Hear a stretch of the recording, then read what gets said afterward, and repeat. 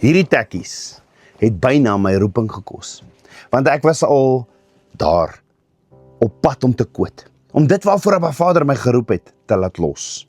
En dalk is jy ook vandag op daardie plek. Wanneer dit klippe reën, wanneer jy bevraagteken word, wanneer alles in jou skreeu, hardloop, gooi die tekkies neer. Dis nie moeite werd om weg te hardloop nie. Luister mooi, dit is juist die teken dat jou oorwinning naby is. Die vyand slaan harder, omdat hy weet, sy tyd is min. Jy is in ronde 12 in die boksgeveg van die lewe. Moenie gaan lê nie, moenie die wit handdoek ingooi nie. Jou huwelik gaan werk, jou kind kan bereik word, jou roeping is die moeite werd. Ek het besluit om Yeshua te volg, en stop is nie 'n opsie nie. 1 Kronieke 16 vers 35 sê, verlos ons, God, van ons heil, dat ons die heilige naam kan loof. Hy het jou nie so ver gebring om jou nou los te laat nie.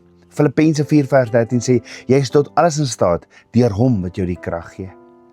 As hierdie boodskap jou geraak het, stuur dit nou vir iemand wat op die punt is om te quit.